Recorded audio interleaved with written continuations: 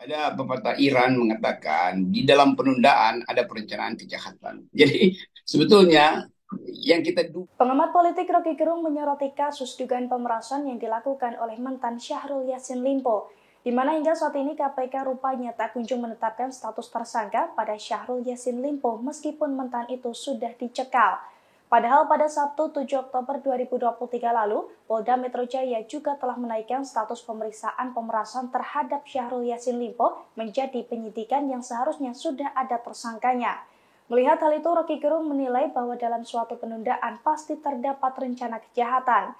Hal itu diungkapkan Rocky Gerung dalam channel YouTube Rocky Gerung Official pada Minggu 8 Oktober 2023. Bung Rocky kelihatannya ini sekarang ada sedang adu cepat ini antara Syahrul Yassin Limpo dengan Firly Bahuri ya, berkaitan dengan statusnya status keduanya karena sampai sekarang kendati KPK itu sudah melakukan penggeledahan dan sebagainya belum untuk status Firly itu belum dinyatakan sebagai tersangka oleh KPK, bahkan padahal Syahrul Yassin Limpo sudah dicekal. Itu bukan hanya dia, istri, anak dan cucunya itu juga dicekal oleh KPK.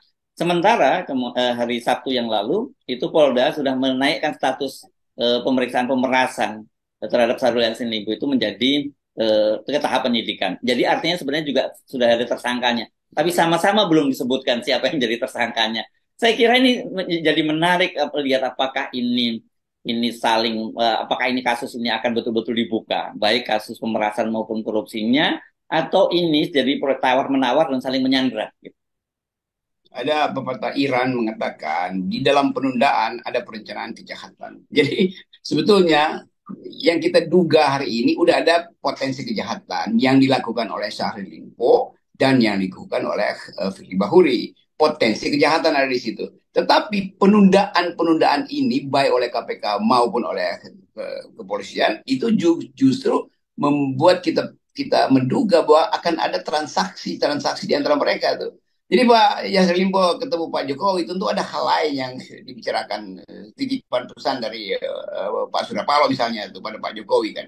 Kan kita mesti baca begitu tuh. Karena kepentingan-kepentingan ini betul-betul strategis. Kedudukan dari Pak Firly yang kita belum tahu apakah SK dia udah diperpanjang atau belum, itu juga menyangkut kepastian kedudukan profesi dari seorang ketua KPK.